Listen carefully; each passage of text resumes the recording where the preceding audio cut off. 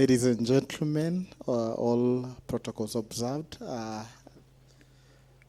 Thank you so much. As already introduced, I'll be presenting on optimizing the use of electricity grid power supply to grow the use of clean cooking in the agro-processing industry in Kenya.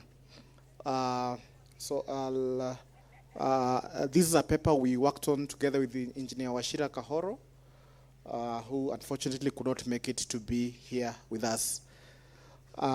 So I'll begin by saying that in terms of cooking, the most common energy sources we know of are like cooking using firewood, using charcoal. We have kerosene as one of the energy sources when it comes to cooking food. Of course, other energy sources that are common in especially urban areas like towns. We have people that still use charcoal, kerosene, and then of course there's the addition of gas, that is LPG gas. Quite a few number of people actually using electricity for cooking. And of course, the traditional common sources of energy we do have their own challenges. One of them being not environmentally friendly. I think if you've ever been in a setup where cooking is being done using firewood or charcoal or even kerosene, I think you understand the challenges that come with the emissions from those energy sources.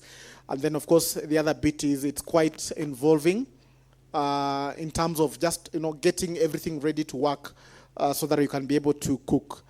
The other bit is the health of the individuals that are making use of these energy sources gets affected in the long run. Gas is usually chosen as a better alternative for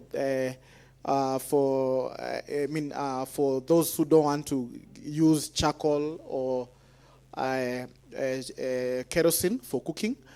However, it is cited as also being more expensive as compared to maybe using charcoal or kerosene.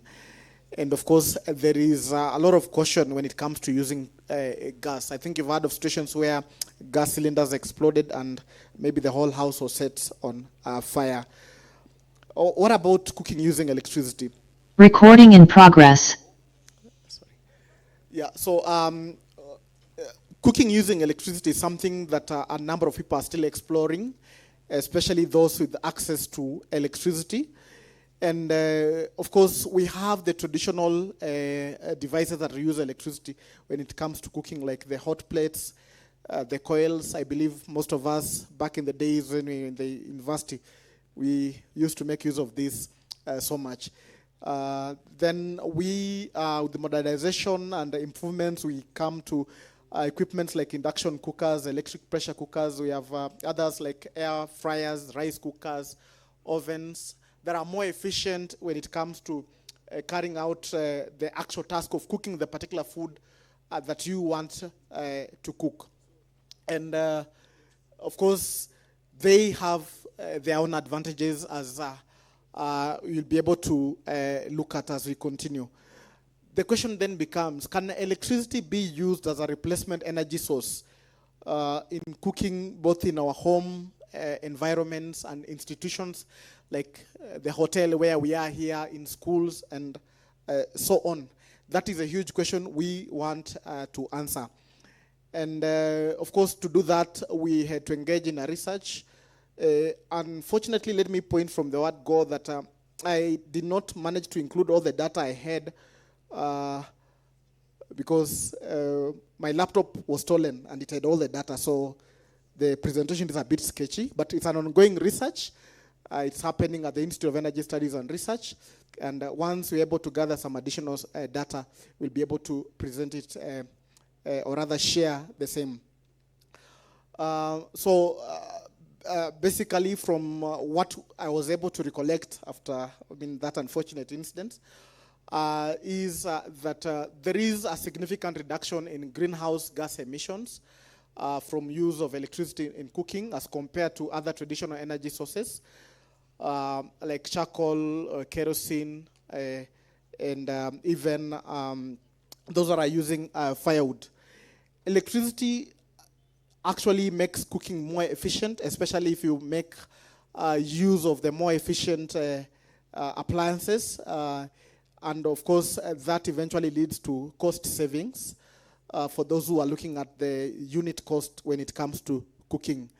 The other finding is that the quality of the food that you cook when you are making use of electricity is just similar to the quality of the food you'll be able to cook using other means. If anything, in fact, it even provides you with more controls in terms of how well your food can be cooked.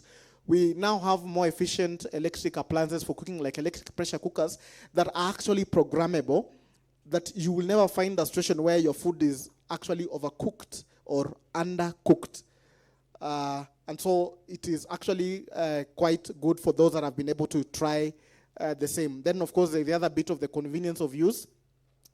Those of us who like warm food every time, you can literally, for some of these cookers, put your food in the cooker, set an alarm, and then at that particular time that you've appointed the alarm to come on, the cooker will start cooking. So when you get home, you get yourself to some very nicely cooked food that is still warm. You don't need to warm it anymore. Then, of course, as conclusions, we are saying that cooking using electricity has several advantages that I've just mentioned. We are looking at the efficiency in the cooking. Maybe just as an example, I don't have the actual data, but this is what I recollect from the data we were able to gather. Cooking rice for about 4 kilograms using a rice cooker takes about 15 minutes. The rice cooker that we are making use of is 40 liters, and the power rating is 3,500. For the electrical engineers, I think you can be able to understand that. However, to cook that entire rice of 4 kilograms makes use of just about 1.5 units of energy. How much? I don't know how many people you can be able to feed with 4 kgs of rice, but it's actually a significant number of people. And when you look at the cost, it's quite efficient. And this is all is happening in about 15 minutes. And very controlled. The rice is not overcooked, and it's very sweet when you taste it.